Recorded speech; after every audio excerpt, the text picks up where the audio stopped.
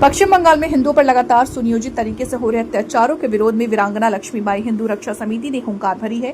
आज शनिवार को बंगाल में लगातार हो रहे अत्याचार और हमलों के विरोध में समिति के सैकड़ों कार्यकर्ताओं ने सड़क पर उतरकर मोर्चा निकाल प्रदर्शन किया और राष्ट्रपति को संबोधित एक ज्ञापन एसडीएम जितेंद्र कुमार को सौंपा, जिसमें पश्चिम बंगाल में ध्वस्त कानून व्यवस्था एवं मानवाधिकार के हनन पर संज्ञान लेने पर राष्ट्रपति शासन लागू किए जाने की मांग की गई है। हिंदू संगठन के नेताओं ने कहा कि यह घटना न केवल धार्मिक स्वतंत्रता के अधिकार को कुचल रही है, बल्कि एक पक्षपाती प्रशासनिक तंत्र की नाकामी को भी उजागर कर रही है, जो तुष्टीकरण की नीति को दर्शाता है और वहां की सरकार मुख्य दर्शक बनकर के इन घटनाओं को बढ़ावा दे रही है, जिससे वहां के हिंदू परिवार में भय व्याप्त है और वो अपने आप को असुरक्षित महसूस कर रहे हैं। उन्होंने बताया कि वहां रामनवमी और हनुमान जयंती के मौके पर हमले, शमशेरगंज में हिंदू परिवार पर हमला, वक्फ विवाद में पिता पुत्र की हत्या से हिंदू भयग्रस्त होकर के पलायन को मजबूर हो रहे हैं।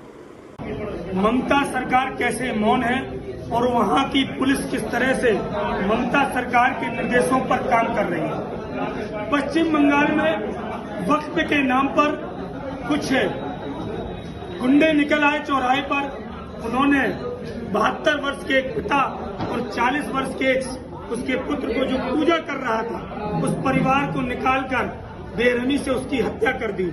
और आज यह स्थिति है कि मुर्शिदाबाद से 5000 परिवार लगातार पलायन कर रहे हैं। कुछ कमी इसलिए आई कि भारत सरकार ने वहां सेना भेजी। उस अत्याचार के खिलाफ ये नई घटना नहीं है। अभी रामनवमी में, हनुमान जन्मोत्सव में, दुर्गा पूजा में पिछले कई वर्षों से वहां पर इस तरह से हिंदुओं के खिलाफ अत्याचार हो रहा है। मीडिया चीख चीख कर चिल्ला रही है। मैं धन्य हूं कि इस देश की मीडिया ने निष्पक्षता से खबरें निकाली, वहां के हिंदुओं पर हो रहे अत्याचार का प्रकाशन किया। उसके बाद भी ममता सरकार लगातार अंधी हो गई और वह कुछ भी कार्रवाई नहीं कर रही।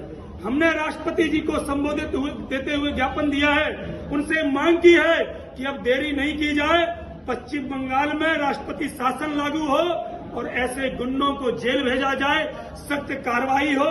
इस देश के बहुसंख्यक समाज जो लगातार यहाँ के अल्पसंख्यक समाज को देश की आजादी के बाद से पालता आ रहा है, सहयोग देता आ रहा है, फल फूल रहे हैं, उसी देश में बहुसंख्यक हिंदू समाज पलायन कर रहा है।